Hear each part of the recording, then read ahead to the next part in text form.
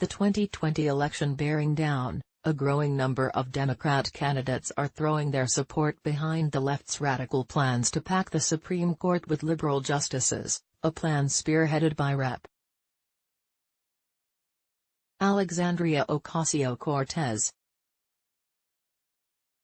Now, prominent Democrat hopefuls such as Kamala Harris, Beto O'Rourke, Kirsten Gillibrand, and Pete Buttigieg have all indicated their approval of the move to drastically reshape America's highest court. Since the election of President Trump, Democrats have reacted with unbridled rage to his appointments of Justices Neil Gorsuch and Brett Kavanaugh, stoking the left's frequent discussions on the addition of up to 6 new justices.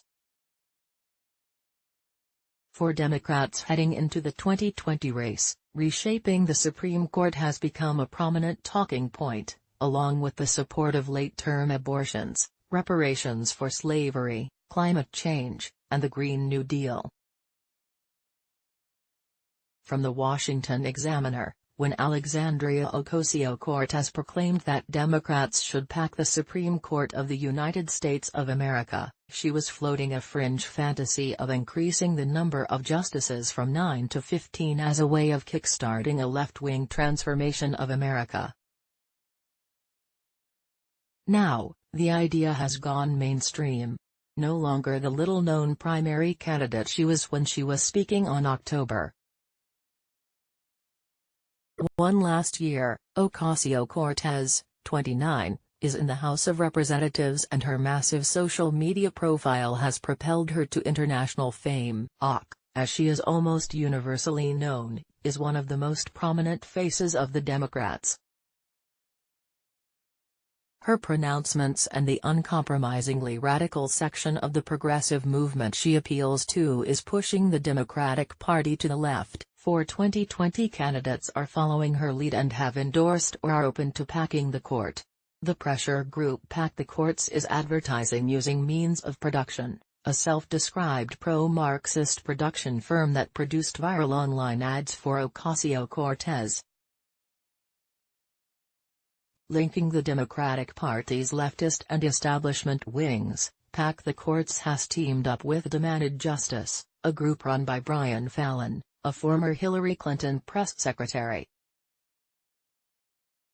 This week, 2020 candidate Sen. Kamala Harris refused to rule out packing the Supreme Court, saying everything is on the table.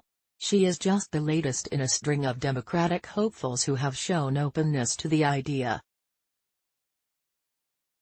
Pete Buttigieg, mayor of South Bend, Indiana, is a firm advocate of expanding the Supreme Court. During a CNN Democratic presidential town hall. So, what we need to do is stop the Supreme Court from sliding toward being viewed as a nakedly political institution, and I'm for us contemplating whatever policy options will allow that to be possible. One of them involves having 15 instead of 9 justices, he said recently. Buttigieg contended that this was not a radical idea. I don't think there is anything about this approach that's any more radical than the shattering of norms that Senate Republicans have gone through in order to get the court to where it is today. Kirsten Gillibrand said in January that packing the court is an interesting idea that I would need to think more about, and criticized both Gorsuch and Kavanaugh, as well as the direction of the court. A month later, Elizabeth Warren also said she wanted to take action. So first they steal a Supreme Court seat, then they turn around and change the rules on filibuster on a Supreme Court seat. And so when it swings back around us, what are we going to do? And my answer on that is all the options are on the table. That's how we going to do this. If the Republicans are going to try to block us on key pieces that we're trying to move forward, then you better believe we got to keep all the options on the table. Last week, Beto O'Rourke said that packing the court was an idea that we should explore, along with term limits for justices. He said, what if there were 5 justices selected by Democrats, 5 justices selected by Republicans, and those 10 then picked 5 more judges as independent of those who chose the first 10? There's another idea of having term limits on those justices so there's a more regular rotation through there.